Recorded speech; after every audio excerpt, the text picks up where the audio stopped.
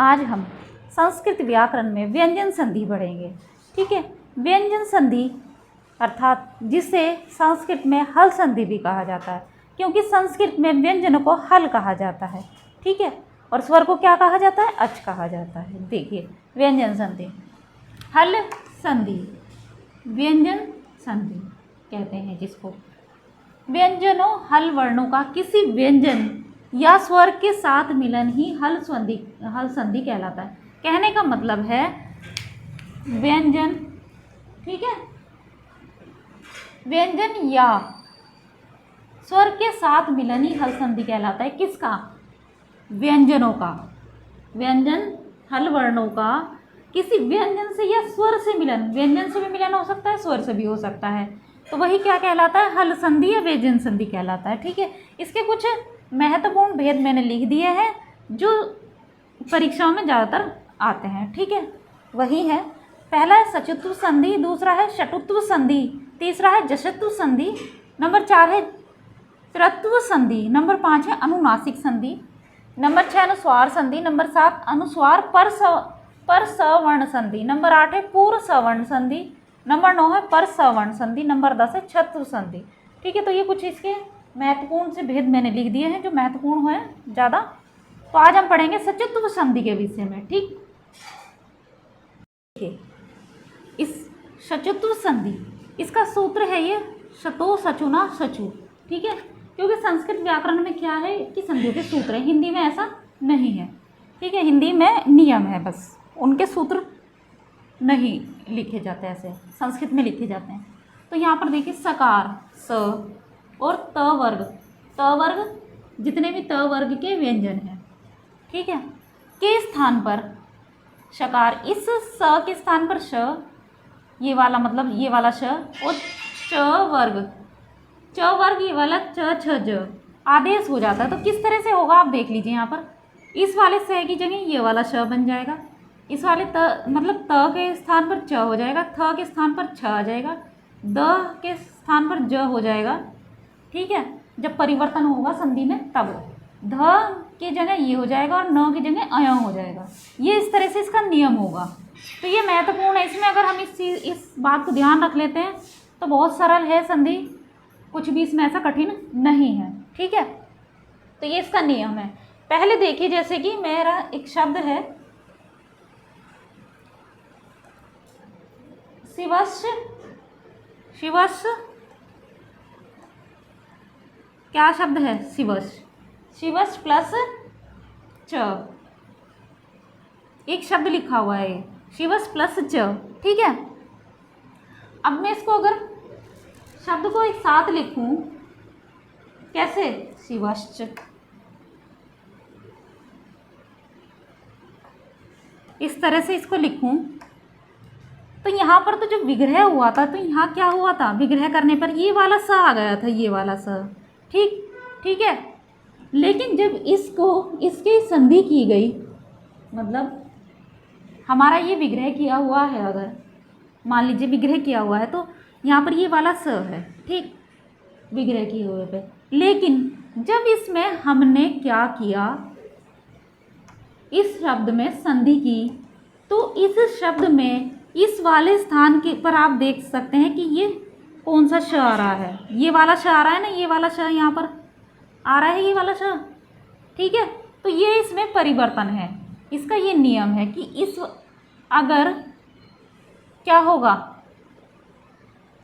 मान लीजिए पूरा शब्द लिखा हुआ है तो समझ जाइए कि ये अगर ये श है यहाँ पर, ये वाला श, तो इसका विग्रह करने पर क्या बन जाएगा? ये वाला जिसको हम स संतरा पढ़ते थे तो संतरे वाला स बन जाएगा। ठीक है, छोटा स बोलते हैं इसको, तो छोटा स के हिसाब से हमने इसको पढ़ा है, तो ये वाला स बन जाएगा, श नहीं बनेगा, स बनेगा। ठीक है, तो इस तरह से इसमें परिवर्तन होगा, इस तरह ये समझ सकते हैं।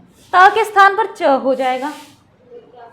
लीजिए हमारा शब्द है सत प्लस छात्र है, ये क्या है? शब्द लिखा हुआ है, सत छात्र है। अगर मैं इसको मिलाकर लिखूं तो क्या बनेगा?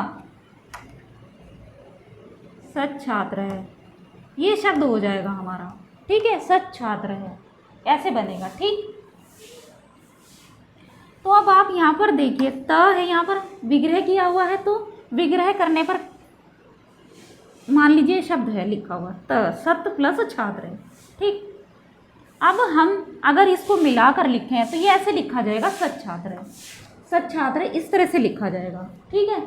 लेकिन जब इसका विग्रह किया गया तो क्या बन गया, सत प्लस छात्र है हो गया। तो जो इसमें त था, ये सॉरी त नहीं था, यहाँ पर च था इस शब्द में। हम पहले शब्द संधि किए हुए शब्द को ले लेते हैं। तो यहाँ पर च था, तो ये च किस में परिवर्तित हो गया, त में परिवर्तित हो गया, ठीक है। च त में परिवर्तित हो गया। लेकिन हम पहले ऐसे नहीं लेते, ज़्यादातर हम क्या करते हैं कि संधि विग्रह को लिया जाता है। तो संधि विग्रह को अगर हम लेते हैं तो सबसे पहले त ही आएगा। मतलब ये सारी जो ये ऊपर वाले ये लिखे हैं ना, ये वर्ण, ये ऊपर वाले जो वर्ण लिखे हैं, पहले वाले शब्द में विग्रह करने, जब आप विग्रह करेंगे तो सबसे पहले यही आएंगे, पहले वाले शब्द में ऊपर वाले आएंगे, ठीक है। और जब हम विग्रह करेंगे इसको तो विग्रह करने पर ये नीचे वाले शब्द बन जाएंगे, ठीक है। ये परिवर्तित हो जाएंगे। पहले शब्द के अंत में यही आएंगे जब हम उसका विग्रह करेंगे। मतलब शब्द है ये पहला वाला, तो इसके शब्द का अंत पदांत ये वाला शब्द है ना, सॉरी शब्द नहीं वर्ण है, त है ना यहाँ पर, ठीक है। और जब हमने इसको मिलाकर लिखा शब्द को तो क्या बन गया, ये त, ये त च में परिवर्तित हो गया। किस में, इस च में परिवर्तित हो गया, ठीक है। ऐसे इसका सारा परिवर्तन होना है, इस तरह से ये संधि बनती है, ठीक है। तो इसे इस तरह से हम आसानी से सरलता से समझ सकते हैं। उदाहरण देखिए, महान जय, जैसे शब्द है महान प्लस जय, इसमें संधि विग्रह हो रहा है शब्द में, ठीक है। और इस तरह से इसको मिलाकर लिखा जाएगा, संधि करके इस तरह इसमें इसको लिखा जाएगा जब संधि हो जाएगी। तो जो ये विग्रह हुआ है महान प्लस जय न, पहले क्या आ रहा है, पहला यहाँ पर क्या आया हुआ है, न आ रहा है ना, पहले शब्द के अंत में, पदांत में, पद के अंत में न आ रहा है ना पहले वाले, ठीक है। तो इस न का क्या किस में परिवर्तन हो रहा है, यहाँ पर इस न का जो परिवर्तन हो रहा है ये इसमें हो रहा है, इस वाले में, ये यहाँ पर, ठीक है। इस तरह से परिवर्तित हो रहा है इसमें सचतु संधि में। तो इस तरह के नियम से हम ये पहचान सकते हैं कि जो ये ऊपर वाले वर्ण दे रखे हैं इनके स्थान पर क्या बनेगा, ये बनेंगे, ये वाले वर्ण बन जाएंगे जब हम संधि विग्रह करेंगे। मतलब संधि विग्रह नहीं, सॉरी संधि करेंगे, जब संधि विग्रह नहीं, ठीक है। मतलब जब संधि करेंगे तो ये वाला वर्ण जो नीचे वाले वर्ण हैं ये बन जाएंगे, ठीक है। और अगर विग्रह होगा तो ये ऊपर वाले वर्ण आएंगे पहले, ठीक है। और जब एक इसको इस शब्द में संधि करके लिखा जाएगा तो ये इस तरह से इसमें परिवर्तित हो जाएंगे इन वाले वर्णों में।